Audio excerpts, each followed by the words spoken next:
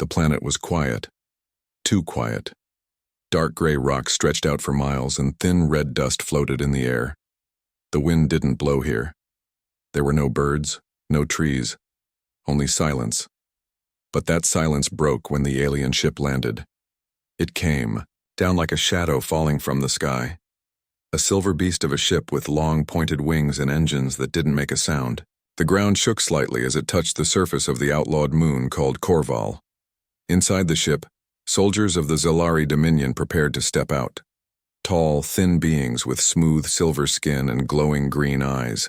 Their movements were sharp and controlled. Their armor shimmered like water. They weren't here to make friends. At the center of their group was Queen Varel, ruler of the Zalari. Her body was wrapped in a living robe that moved like smoke. Her crown was part of her head, grown from bone, not made by hand. She stared out at the broken land with eyes that had seen thousands of years. A young Zalari commander walked beside her. "Scouts say there is only one human survivor," he said. Varel narrowed her eyes. "One? And he survived the crash?" "Yes, my queen. The ship was destroyed. All others are gone. Only one remains." The queen said nothing for a moment. Then she smiled, cold and curious. "Bring him to me." Not far from the crash site, a human stood on shaky legs. Commander Riker Shaw looked like he had been through a war. His armor was scratched, burned, and one side of his face was covered in dried blood. His left arm hung loose at his side, broken, his right leg bent at a strange angle, but he stood tall, breathing hard, his eyes scanning the sky. He heard them before he saw them. Alien boots hit the ground.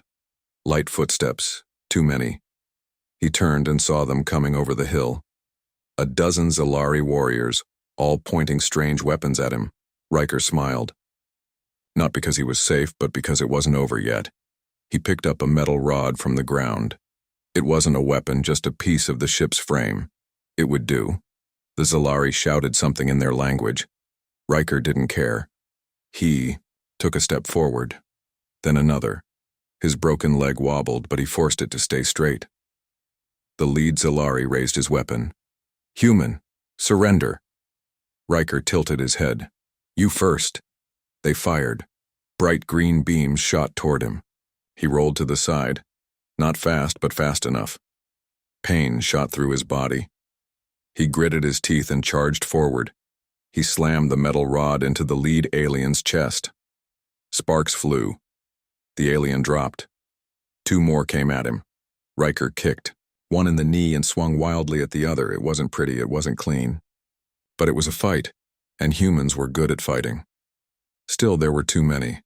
He got hit in the back, then the side. His broken arm gave out.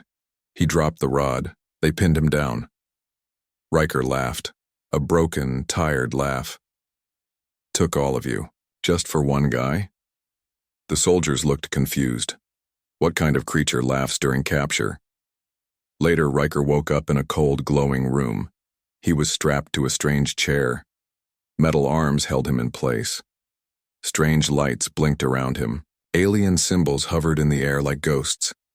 Across the room stood Queen Varel. She walked slowly toward him, studying him like a rare animal. Her voice was smooth and sharp. "You were not supposed to survive." Riker looked up. "That's kind of our thing. You are damaged," she said. "Your arm is broken. Your leg is fractured. You should be unconscious." "Yeah, well," Riker muttered. "Humans don't follow the rules." Then, with a sharp breath, Riker pulled against the strap holding his left arm. He twisted hard. There was a sickening snap, and his arm popped back into place. The pain was sharp, but Riker just grinned. Queen Varel stared. Her warriors took a step back. "You just," one of them whispered, "you reset your own bone?" Riker looked at them, sweat pouring down his face, teeth clenched, but smiling. "Yeah," he said. "Had worse in training." Varel said nothing, but something in her face changed. A flicker of something she hadn't felt in years. Not fear. Not yet. but uncertainty. The room was quiet again. Queen Varel stood in silence, watching the human with new eyes. Riker sat still in the alien chair, arms strapped down again, breathing slow but steady. His body was bruised, his skin torn in places. Yet he did not cry out, he didn't even look tired, he looked amused. Varel turned to her science officer. How is he still awake? The officer shook his head. His body is producing strange chemicals, natural ones. We believe they help him stay conscious, even after injury. Pain suppressants? Varel asked. Possibly, but his brain is also releasing something else, laughter chemicals. The Queen narrowed her eyes. He is enjoying this? Riker gave a small grin. It's not the worst room I've been in. Varel took a step closer. She looked into his eyes. There was no fear in them, only fire. You were the only one to survive, she said. You should have died with your team. Riker looked away for a second, his jaw tightened. Then he looked back at her. They didn't die for nothing. You were trespassing, she said. This moon is under Zalari protection. Riker smiled again. Funny. It didn't feel very protected when our ship got shot down. Varel folded her hands behind her back. Your kind is new to this galaxy. You do not understand its rules. You do not understand your place. Our place? Riker raised an eyebrow. You think we came out here just to take orders? She leaned in slightly. You are fragile, human, weak. Your body breaks too easily. I saw it snap. And then I put it back together, Riker said calmly. That's what humans do. We break, then we rebuild. The science officer turned to the Queen. Should we begin the scan? We may learn more if we go inside his mind. Varel nodded. Begin. A machine moved down from the ceiling. It had smooth arms like long fingers. A beam of soft blue light shone onto Riker's forehead. His smile faded. His hands clenched. What are you doing? He asked. Memory scan, the officer replied. We want to see what makes your kind so strange. The light grew brighter. Riker closed his eyes. Images flashed on the screen behind him. His memories, his life, a city on fire, soldiers running through rubble, a small child reaching up from a hole in the ground, a training field full of mud and shouting, a space station spinning through the stars. A woman's voice saying, "Come home." Varel watched every image. So much war. So much survival. You were made for pain, she whispered. Riker opened one eye. We were made for more than that. Suddenly the machine sparked. The light blinked off. His brain waves, the officer said, alarmed.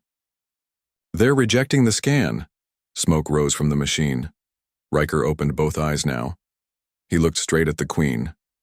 Guess you found your limit, he said. Varel's face hardened. You're dangerous. I'm human. She turned away. I want him transferred to the royal deck. I will speak to him again. Alone. Later, in a new chamber, Riker stood in a clear energy cage. It shimmered with purple light and gave off a soft hum. Varel stood outside, her hands behind, her back. No guards, no advisors, just her. Riker leaned against the wall. Private chat? Didn't think you cared. I don't, she said. But I'm curious. Curiosity's the first step to fear, Riker replied. She studied him again. You laugh when hurt. You smile when threatened. You speak of rebuilding like it's a badge of honor. It is. Varel tapped a panel on the wall. A hologram of Earth appeared, green, blue, and alive. You live on a planet full of storms, fires, and quakes. Why stay there? Riker stepped forward. Because it's ours. And we don't run from what's hard. We build stronger homes. We heal broken limbs. We fight back. You fear nothing? He paused. We fear plenty, but we move forward anyway. That answer made her quiet. No one had ever spoken to her like that. Not without begging, not without shaking. Riker didn't either. Finally, she asked, "Are all humans like you?" He chuckled. "Some are better, some are worse, but most don't stop." Varel turned to the hologram. "Then maybe we were wrong." Riker smiled. "You're not the first to say that." The room was dim, lit only by the soft blue glow of floating lights. Queen Varel sat alone, staring at the empty space in front of her. For the first time in many years, her thoughts were not calm. They were spinning. She had ruled for centuries. She had faced wars, betrayals, and alien rebellions. But nothing confused her more than the human called Riker Shaw. He should be weak, broken, a prisoner ready to give up. Instead, he laughed in pain. He joked in fear. He stood tall with broken bones and sharp eyes. He was different. "Bring him in," she said softly. 2 guards escorted Riker into the private hall. His hands were cuffed, but he walked proudly. A small cut on his cheek was healing fast. His eyes scanned the room. "Nice place," Riker said. "A bit cold, though." The guards pushed him forward, but Varel raised her hand. "Leave us." The guards hesitated. "Your Majesty, go," she ordered. They obeyed, leaving Riker and the Queen alone. Riker looked around and gave a small nod. "So, one-on-one talk with the Queen. Didn't expect that." "I want answers," she said. "You already scanned my brain," he replied. "Didn't find what you wanted?" "I saw your pain," she said. "Your losses, your battles, and yet you remain calm. You even smile. Why?" Riker leaned slightly against a tall pillar. "Smiling doesn't mean you're fine. Sometimes it means you're fighting harder." Varel looked at him closely. "You are not like the others. We've captured." "I'm not special," Riker said. "Back home we're all built like this, some softer, some tougher. But when things get hard, most of us push through. Even in pain, especially in pain." Varel turned and walked toward a large window. Outside, stars moved slowly through space. Her voice grew softer. "My kind avoids pain. We study it, fear it, control it, but we do not live in it." "Maybe that's why you don't understand us," Riker said. "You think pain means weakness. For us, it means we're still alive." She turned back. "You risked your life to land here. Why?" Riker's face turned serious. "We were chasing a signal. It was coming from this moon. Something old, maybe dangerous.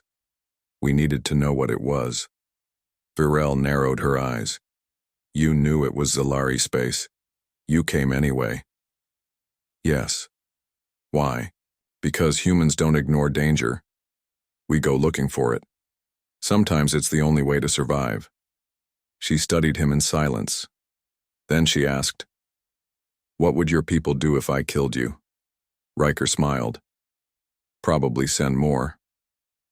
"You think they'd risk a war for one man?" "We don't leave our own behind." Varel's eyes narrowed. "That sounds foolish." "It sounds human." There was another long pause. Finally, Varel said, "You are unlike anything we've faced. Even your body works against nature. You heal fast, you resist scans, you adapt." Riker nodded. "We learned to survive in worse places than this." "Worse than space?" she asked. "Try Earth," Riker said with a grin. "One day it's a snowstorm, the next it's a forest fire. We grew up fighting everything, including each other." Varel almost smiled. Almost. But then her voice turned serious again. "I fear your kind." Riker didn't react right away. Then he said, "Good." She tilted her head. "Why do you say that?" "Because fear can lead to respect, and if you respect us, we can talk. If not..." He paused. "Well, let's just say humans are good at surviving things much worse than fear." Varel turned her back again. "Your words are strange, human. And yet you keep listening." She didn't answer. Riker stepped forward, his cuffs still glowing.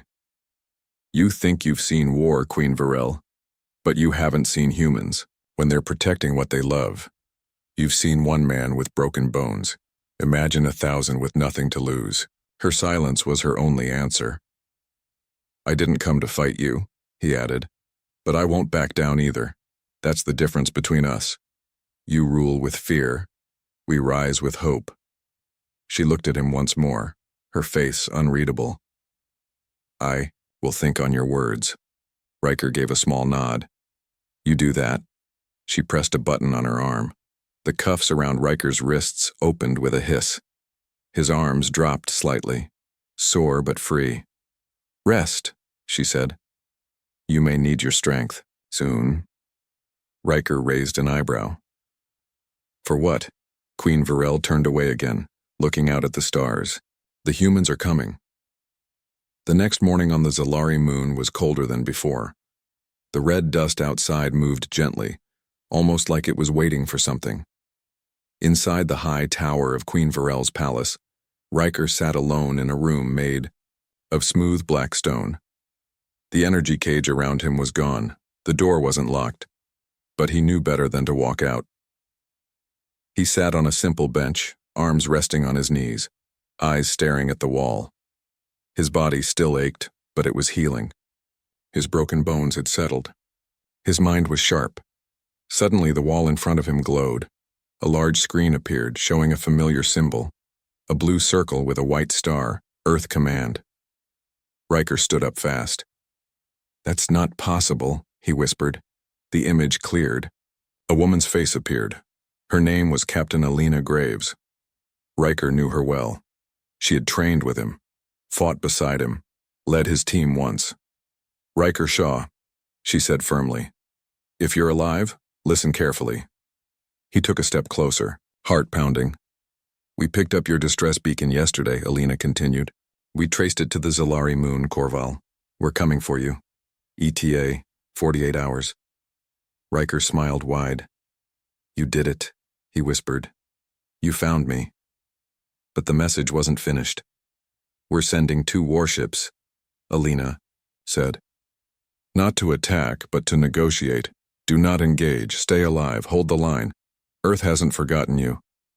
The screen faded. Riker sat back down, his heart full. He wasn't alone anymore. Queen Varel entered the room moments later. She had seen the same message from her private chamber. Her face was calm, but her steps were faster than usual. So, she said, they are coming. Riker nodded. You sound surprised. I thought you were bluffing, Varel admitted. Riker looked her in the eyes. We don't bluff about family. They're not your family, she said. He smiled. They are now. Varel turned away, walking slowly across the room. 2 warships. They come to talk, not fight. That shows weakness. No, Riker said, standing up. It shows strength. Talking when you could attack? That takes more courage. Varel didn't reply right away. She stood near the wall, her eyes distant. Finally, she said, Your people could destroy this moon. But they won't, Riker replied. Not if you listen. Why should I? She asked, turning to face him. We were here first. We built peace in this part of the galaxy. Your kind threatens that. We don't want to take over, Riker said. We want to survive. Learn. Build. Just like you did once. You, say that now, Varel replied. But power changes people. Riker stepped closer. And fear changes rulers. That made her pause. He softened his voice. You've ruled for centuries. You've seen peace and war. But maybe you've forgotten how strong peace really is. It's not made with walls or weapons. It's made with trust. Varel looked at him for a long time. Your words are simple, but they cut deep. He smiled slightly. That's the human way. Later, Riker stood on a high balcony overlooking the dark valley beyond the palace. He watched the sky. A soft red glow was rising at the edge. Beside him, a young Zalari warrior stood silently. His name was Kale, and he had watched Riker since his capture. Kale finally spoke. "You are not what I expected." Riker didn't look at him. "Good or bad? Different. I'll take that." Kyle nodded. "The Queen says your people fight for hope." "We do. Would you fight even if you knew you'd lose?" Riker glanced at him. "Every time." Kyle was quiet again. "Strange." Riker smiled. "Maybe, but that's how we've survived." Suddenly a loud alarm echoed through the palace.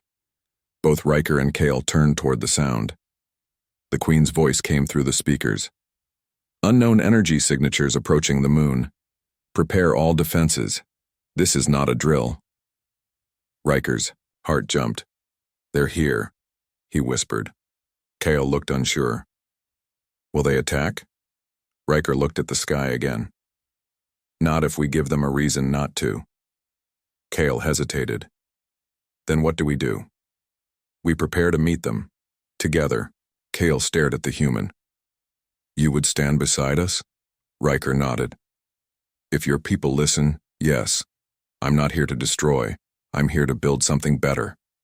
In her private war room, Queen Varel stood before a large map of the galaxy. Her officers waited for her order. "Prepare a landing zone," she said at last. "Let the humans speak." The officers looked surprised. "We are not attacking?" Varel's eyes were steady. "No, we are listening." The sky above the Zalari moon turned gold as two giant human ships broke through the clouds. Their metal hulls shimmered in the sunlight, casting long shadows over the red valley below. Each ship moved with purpose, steady and silent but full of power. Queen Varel watched from her palace tower, her hands folded behind her back. "They've arrived," said her officer.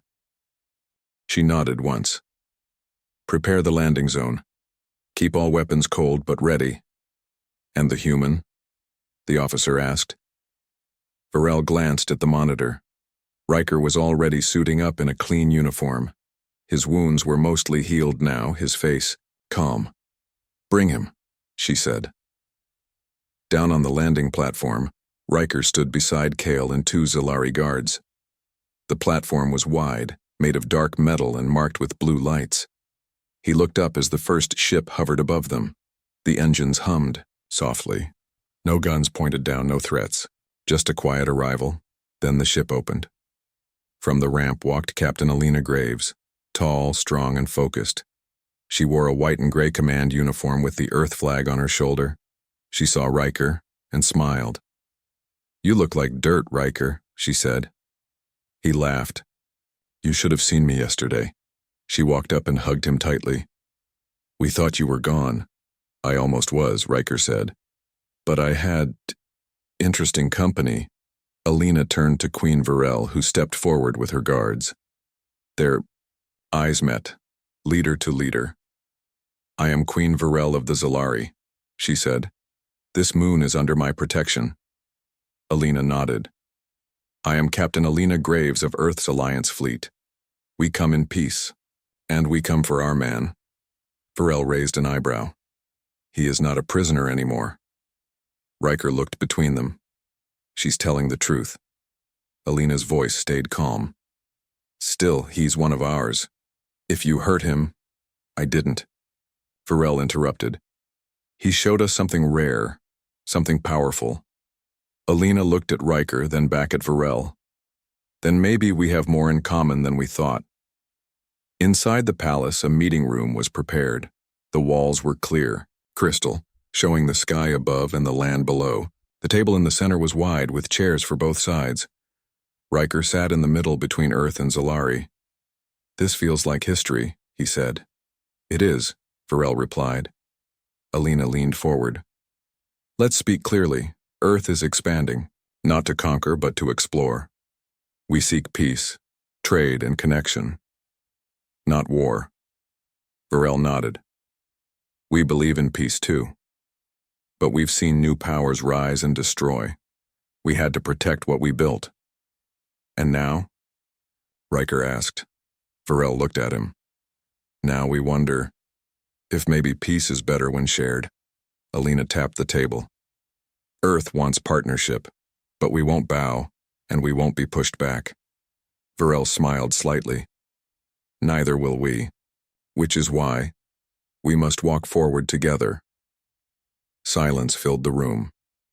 Then, slowly, both leaders reached out and shook hands. It was not loud. It was not dramatic, but it was real. Later that evening, Riker stood outside the palace again, looking at the stars. Kale joined him, holding 2 metal cups. "Zalari tea," he said. "Warriors drink it before peace talks." Riker took a cup. "How does it taste?" "Terrible," Kale said, "but strong." Riker sipped it and made a face. "You're right, still, I've had worse." Kyle smiled. "You're not bad, human." "You're not bad either, alien." They both laughed. After a moment, Kale asked, "Will you stay? Or go back with your people?" Riker looked at the sky. "I don't know, maybe both." Kyle nodded. "If you stay, we could use someone like you." Riker turned to him. "If I go, tell them what we did here. Tell them how one laugh changed everything." Kyle raised his cup. "To the human who laughed through pain." Riker raised his too. "To the alien who listened." High above, the stars kept shining. Quiet, distant, eternal.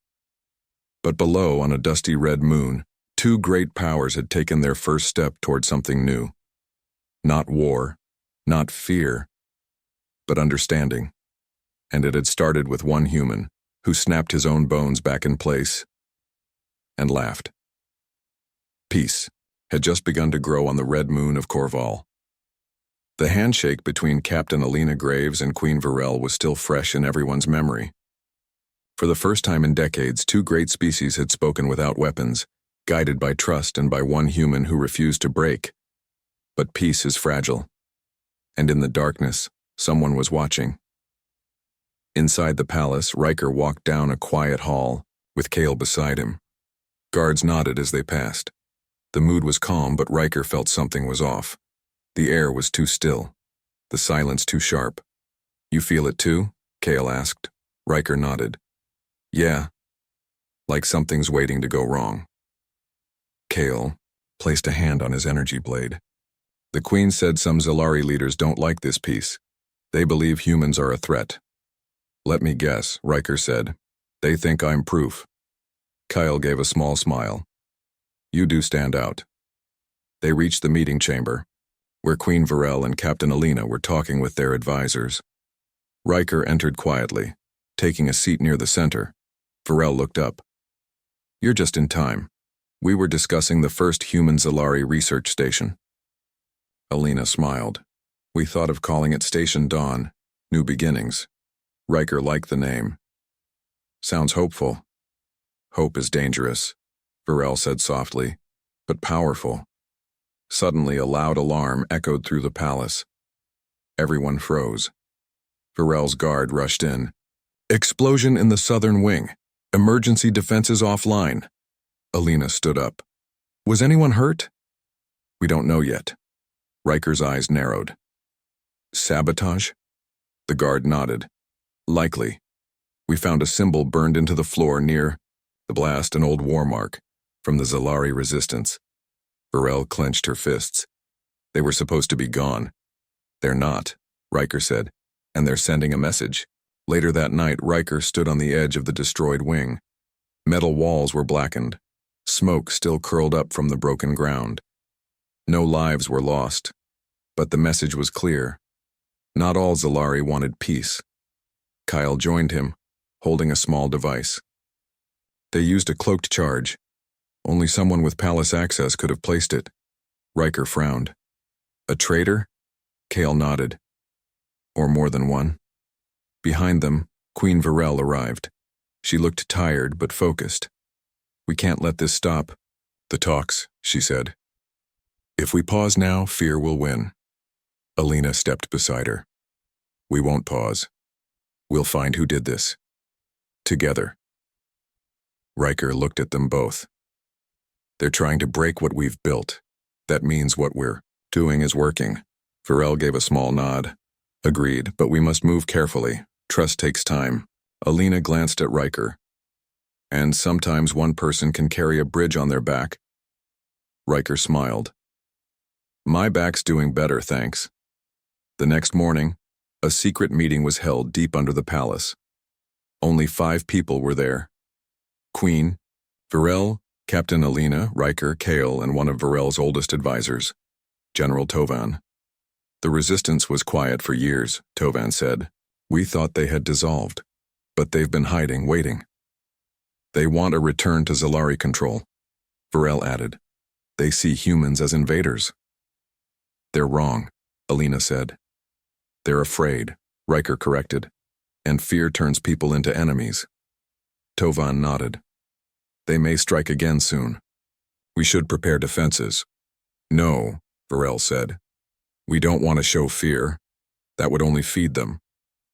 What do we do then? Kale asked. Riker stepped forward. Let me talk to them. Everyone looked at him. You? Alina asked. They're watching me, he said. I've heard their whispers in the halls. They hate me. But maybe they'll listen if I face them alone. That's dangerous, Kyle said. That's normal, Riker replied with a grin. Varel looked into his eyes. Why would you risk it? Because if peace is worth building, it's worth protecting, Riker said. Even with a broken body. There was silence. Then Varel said, Very well. We will arrange it. That night, Riker was taken alone to the outer edge of the moon. A signal had been sent to the resistance inviting them to meet. No weapons, no guards, just one human, standing by a small fire, waiting. Hours passed. Finally, 4 shadowy figures appeared. Their faces were hidden by dark masks. Their leader stepped forward. You are brave, the figure said. Or foolish. Sometimes both, Riker replied. I came to talk. We do not want your words, the leader said. We want your kind gone. Riker stood tall. You'll have to fight the Queen, your own people, and Earth for that. We're ready. No, you're not, Riker said. You think strength comes from silence and shadows, but real strength is standing in the light and shaking hands with your enemy. You think peace is strength? I know it is. The leader stared at him, then said, You won't leave this place. Riker's voice was steady. Then come take me. But before anyone could move, a light appeared in the sky. Ships. Zalari ships. Hovering, watching. Varel had sent her guard just in case. The leader stepped back. You came alone, but weren't truly alone. That's right, Riker said. Because we protect each other. That's peace. Without a word, the figures vanished into the dust. Back at the palace, Riker returned to a silent crowd. He was tired, dusty, but alive. What happened? Varel asked. I gave them a choice, Riker said, and they walked away. Alina smiled. That's one way to win a war. Varel looked at him. You are a strange human, Riker Shaw. He laughed softly. You're not the first to say that. Days passed since Riker faced the Zalari resistance. No more bombs, no more messages burned into the walls. Just silence, but not fear. For the first time in many years, the red moon of Korval felt calm, watchful. A fragile peace had survived its first test. Queen Varel stood on the balcony of her high tower. The wind blew across the valley, carrying dust and warmth. Below, workers from both Earth and Zalari prepared the land for something new, a joint outpost. Station Dawn, Varel whispered, a name full of light. Behind her, Captain Alina Graves walked in. The construction. Teams are moving fast. First module will be up in 3 days. Varel turned to her. And your council agrees? Not all of them, Alina admitted. But they saw Riker's report, and the message is clear. We can work together, or we can fall apart. Varel gave a small smile. Then let's choose to build. Riker stood on the wide landing deck wearing a patched-up combat suit. His injuries had healed, but the scars remained, one across his ribs, another on his left shoulder. He didn't hide them. Kale walked up, holding a metal case. You sure about this? Kyle asked. Yeah, Riker said. Time to go home. Kyle opened the case. Inside was a small badge, half Earth, half Zalari symbol. It shimmered in the sunlight. You've been made an honor guardian, Kyle said. That's never been given to an outsider before. Riker picked up the badge and smiled. I'll try not to lose it. They both laughed, but then Kale grew serious. You changed us, Riker, not by force, by showing us how humans can suffer and still smile. Riker looked at the sky. Maybe that's what we do best. We break and come back stronger. Inside the main hall, a crowd gathered. Humans, Zalari, workers, soldiers, scientists, everyone came to see Riker off. The room buzzed with quiet energy. Queen Varel stepped forward first. When you arrived, I saw you as a threat. Loud, wild, and dangerous. Riker raised an eyebrow. Thanks. But now, she continued, I see you as something rare. A bridge between stars. Captain Alina smiled beside her. You made the impossible feel simple, Riker. And very loud. I do my best, Riker replied. The two leaders stepped aside and the crowd clapped softly. Riker gave a small nod, trying not to look emotional. He walked up the ramp of the Earth transport ship, then paused, turned, looked at the people, Zalari and human alike, standing together under the same roof. He raised his fist. Stay strong, he said, and keep laughing. The crowd responded with a cheer, not loud, but powerful, the kind that echoed in the heart. The ship rose from the surface, slow and steady, carrying Riker away from Korval. Through the window, he could see the growing station, the small flags, the signs of progress. He sat back in his seat and closed his eyes. A voice crackled through the intercom. It was Alina speaking from the control room.